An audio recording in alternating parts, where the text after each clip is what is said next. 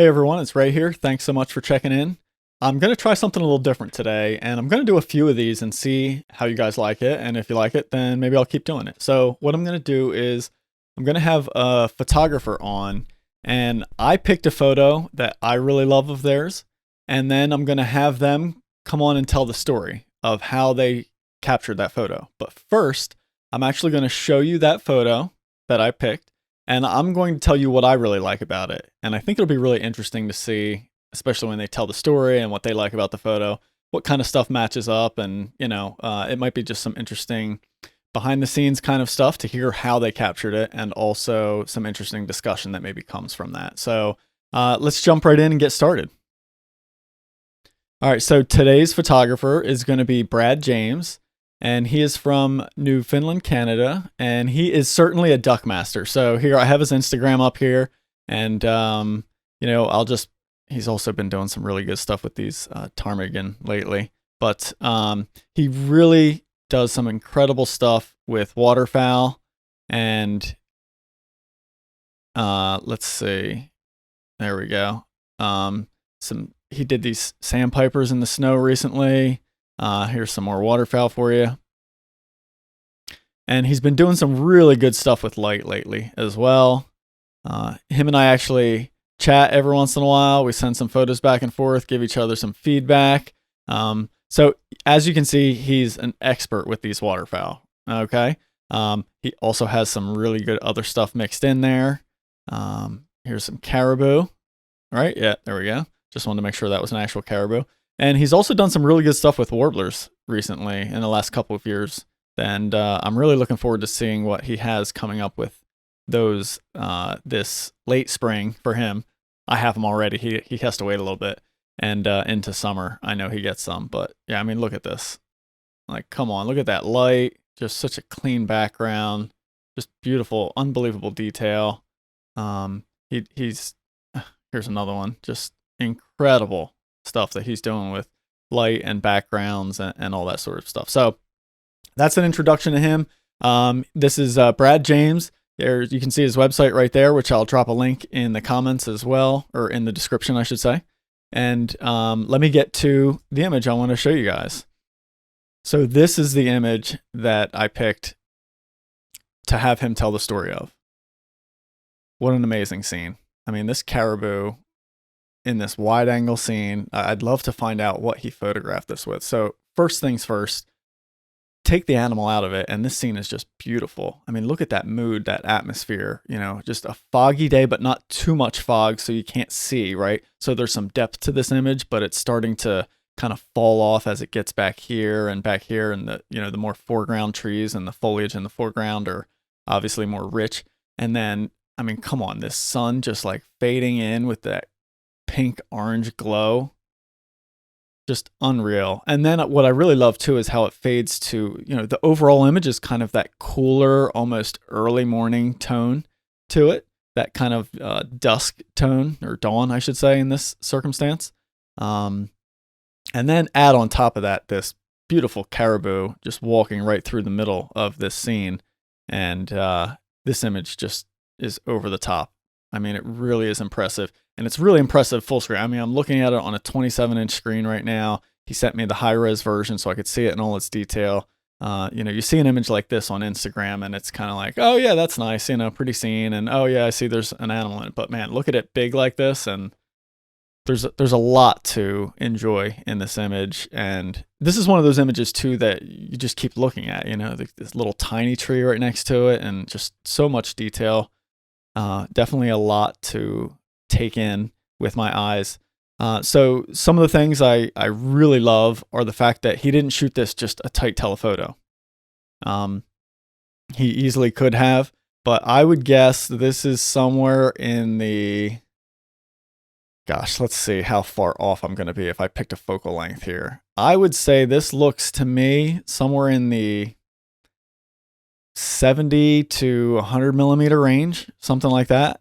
Maybe more like 70 millimeter. That's kind of the look it is. It could be even wider. So it'll be interesting to find out what lens he actually used to photograph this, and if it was a zoom lens, what focal length. And then the other thing I really like is he didn't he included scenery, I guess. It's not anything he didn't do. It's what he did do. He chose to include this scenery. It would be so easy for a wildlife photographer, and I've done it many times, to just zero in on this beautiful animal, and it's got like this nice glow going onto it there. So it really is, it would be a nice tight shot with the fog, and then it would just kind of fade away, right? But, when you see this with your eyes, this whole scene, to be able to just capture it in all its glory like that, I think is really impressive. So, so in just a minute, we'll get him on, and then we'll actually hear the story behind this photo and what he did to capture it, where it was, and all that sort of thing, and what he really likes about it. All right, so here we have Brad James on. Welcome, Brad. Hey, Ray, how are you? I'm doing great, man. How are you? Good. Gearing up for that storm, huh? Yeah. Hopefully this is the last one for the year. Oh, man. Yeah, so what is today? So today is March 24th. So, yeah, it's... You get a couple of big storms in through March, but then April usually starts to warm up and everything melt off. So gotcha. We'll see. Yeah. All right. So I already showed everybody some of your amazing photos, especially the ducks, you and these ducks, just incredible stuff. So let's get to the photo at hand. So here we go. We got this photo. So tell me about it, man. How'd this come about? How'd it happen? How'd it go down? So basically, just to give you a little bit of information. So usually around between May and end of August, there's a smaller herd of caribou that show up in around Terrenceville. So Terrenceville's basically located on the southern part of the island, and it's actually where my wife is from. So we usually make a few trips every year. So we headed out, I think, for the weekend at this point, I think, and this was nearing the end of August. So we're heading out for that and a few other things, eagles and whatnot. Okay. So I remember that morning when I got off. I remember looking out the kitchen window, and it was dead calm. So looking out their window, you can basically see the bay. Okay. I remember standing there. I was like, should I go eagles out in the boat this morning? Decisions. Well, this was it. And the weather was calling for, I think it was full sun actually. So just to back up a little bit, the night prior, right at the end of the evening, the light wasn't great. I did spot a couple caribou. So they're on the move quite a bit. So I said, okay, well, should I gamble and go up on the road and see if I can relocate them? So after a few thoughts, I said, no, I'm going to stick with the caribou. It's where my gut is leading me. Let's go. So heading out, so Terrenceville is only a population of about 500 people. It's a small outport, surrounded by water and hillsides. So as you drive up out of Terrenceville, you're kind of going up a bit of like a ridge or a valley.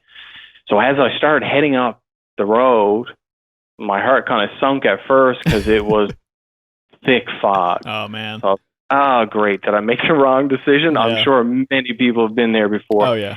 But anyways, as I crest the ridge, and basically once you do, it basically opens up. So you're talking just full open, barren landscape with basically one road heading out.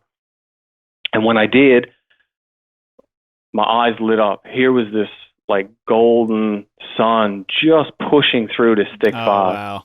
So at that point, then my mind was racing. I'm like, hey, I gotta find a caribou. Gotta find something. This has gotta happen. It's one of those situations like there's no way this is gonna happen, right? Yeah. So anyways, as I head, go ahead. I was just gonna say, do you get like, I want anything in this scene? Anything. I've gotten to that point. I'm like, any wildlife doesn't matter. Yeah. Oh, definitely. Yeah. You'll take anything in those situations. So so as I headed up the road, and there's a couple locations I know. I've been photographing the caribou in this area for about, I guess, 10 years now. So I've kind of know their common areas.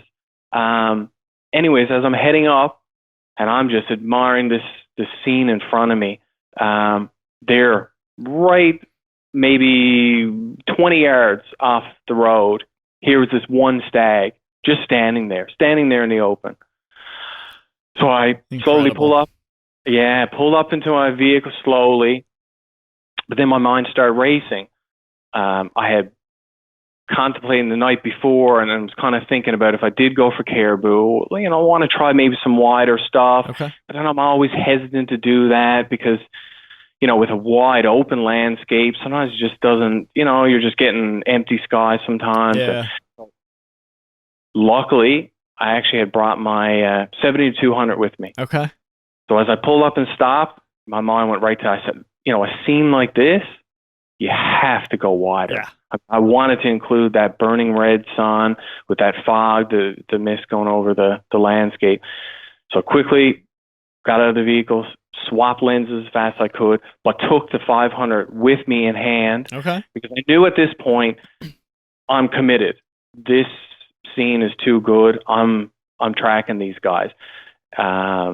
So basically got off, headed down just over the little bank, headed out quietly, as quickly, moving quick, but quietly as I can, out into the barren, got myself into somewhat of an open spot, and he was already starting to head further out. So I basically made my way in around a little bit of a tree line and popped myself out, timing it so that he would walk out into this open area. Dialed in what settings I could. I knew I wanted to underexpose a bit because I wanted to get some of the detail in that the sun that was pushing through. I mean, it wasn't intense. Yeah. I knew I didn't want to blow anything out. Sure. And just went wide. So and framed it up, and I think literally I got 3 frames off. Oh, no kidding. Yeah, that's before it.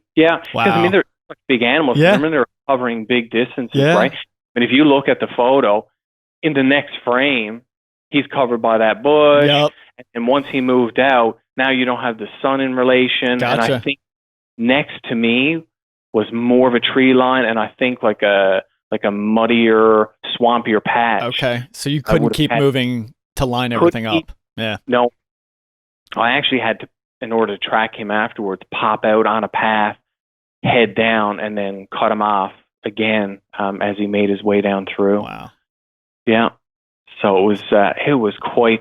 So to keep going further, so I was able to, on that morning, it was one of these mornings that haze, that fog lasted, I'd say 20 minutes to a half an hour after sunrise. But then it's almost like once the fog lifted, it just stayed hazy. So it was, I remember even looking at my watch at one point, and I'm like, it's like well after that first hour of golden light, and everything is just gold. Like it was I quickly filled like 2 cards full of 232 gig cards. So rare to get the weather to cooperate like that and just give you that look. It doesn't happen. It really doesn't. And I mean, here we get a lot of fog, especially down in those areas and like around Cape St. Mary's. But it's usually thick fog, like this stuff that the sun just never penetrates. Yeah, you can't see. Yeah. Well, this is it. And by the time it does, you're talking 3-4 hours after sunrise, and then the fog just lifts within 10 seconds, and then you're full sun, and it's no good. But this just lasted. I think I tracked him, and I stayed with him for that one individual with close to that full hour. He allowed me within, I'd say, 15 to 20 feet of him. No kidding. He just munched away. So there, like the barrens are very plentiful with lichen, so they just love that stuff. Okay. They eat away, and yes, for the most part, like they can be fairly tame. You got to stay downwind of them and watch your movements and time your movements. But yeah, you can get fair. I've had some good success with them, but this morning was quite special. Absolutely incredible, man. Absolutely incredible. What a story. Yeah, it was. All right, so 70 to 200. What focal length was this at? It said 112. Oh yes, I think.